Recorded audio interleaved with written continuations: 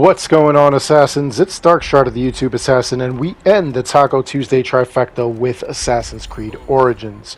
So, to start off, we have Anubis as our normal mode god.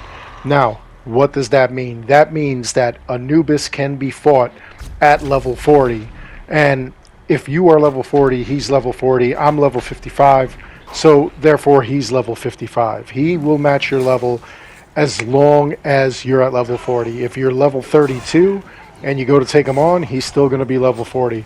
So just keep that in mind when you go to attack him.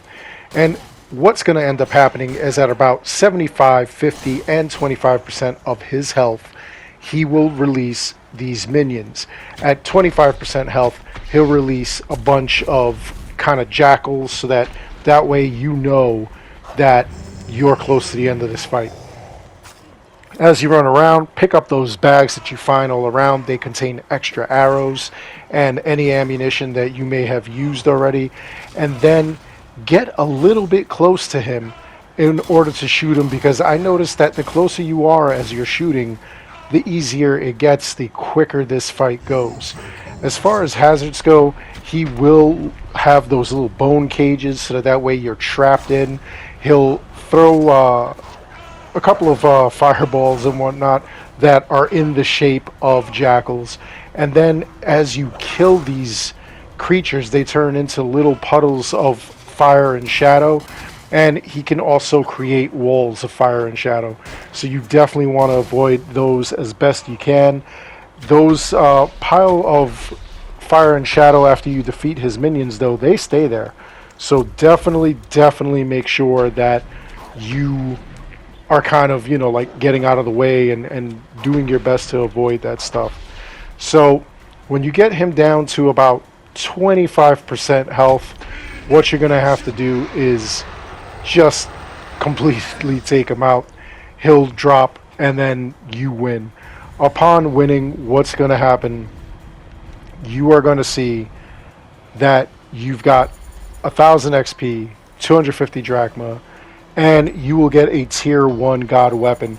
Now, I've already gotten this tier 1 god weapon, so they give me another 1,000 points. And speaking of tiers, defeating the hard mode boss, which in this case is Sekhmet, would give you a tier 2 god weapon. Now, they have the community challenge going on right now. If you participate, we only need to kill 10,000 of any of the gods. Alright?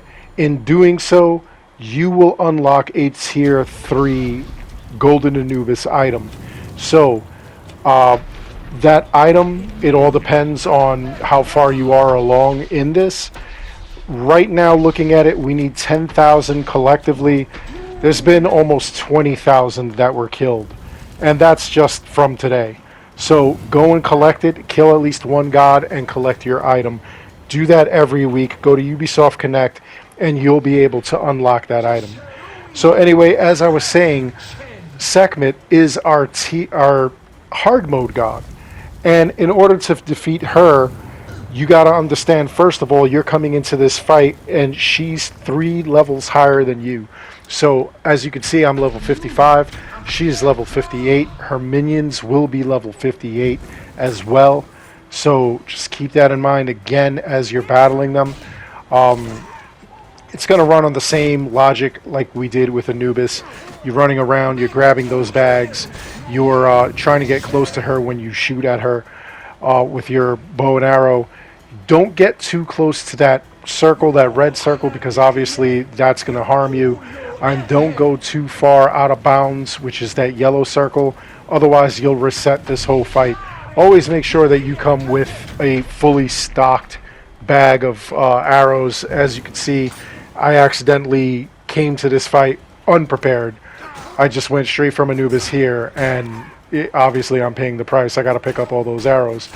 Now, her hazards are going to be those fireballs that she throws. She has a fire beam that comes off of her head, and it'll split off into 2 later on in the fight. She also has those little circles that appear, or those big circles. They'll begin to fill up with fire, so you definitely want to avoid that as well. And as far as strategy goes, besides making sure you came prepared, what you want to do is make sure that you've got some sort of weapons that do damage over time or that heal you.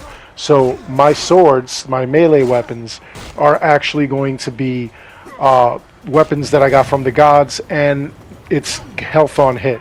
So if I'm running low on health, I'm able to whack at these guys and it'll heal me. That way I stay in the fight longer. It's the same thing with your bow and arrow. With your bows, what you want to do is either do health on hit.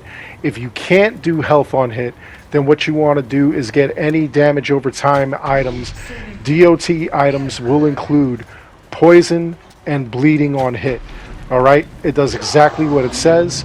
It hits, it connects, it has poison, it chips away at their health. The same thing with bleeding. It's supposed to be them bleeding out, chips away at their health, and eventually you will win this fight. Now, for winning this one, 1000 XP, 250 drachma, and like I said before, a tier 2 god item, but I get another 1000 because I've already defeated these gods, and honestly, it should be way more than 1000 XP. Now, in every major town, you'll find Reda in his Nomad's Bazaar. He'll sell carbon crystals, which I keep telling you not to buy because you can use these to upgrade certain gear of yours. And he has Heka chests. If you buy the Heka chests, it's like gambling. There's a chance you'll get a legendary or an epic item from there. And then, of course, you could sell off any of your duplicate items because legendaries duplicate. You could sell off duplicate items or lower level items, items you don't need. Legendaries are better than epics in this one, so just keep that in mind when you're going to sell stuff. Don't sell anything too hastily. Every night at around 8 p.m. Eastern, he will give you a brand new daily quest in which you could return to him and he'll give you a Heka chest. So this one is stolen goods. What we're doing is identifying this thief and taking him out.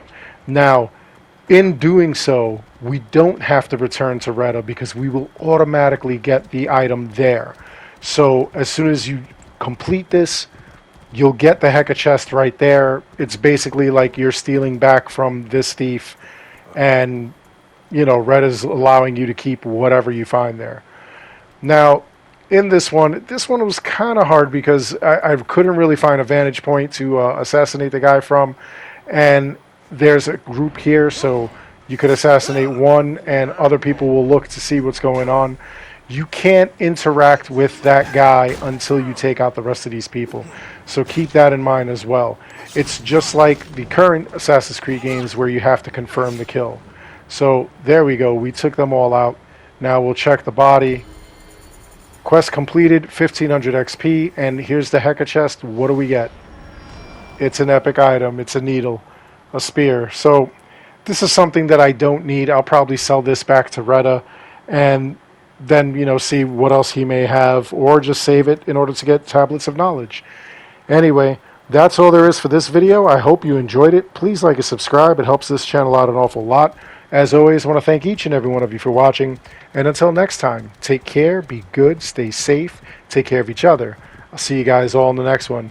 And we're ending this one on a Yayeet as well. Hey! Hope you came prepared to die, fool!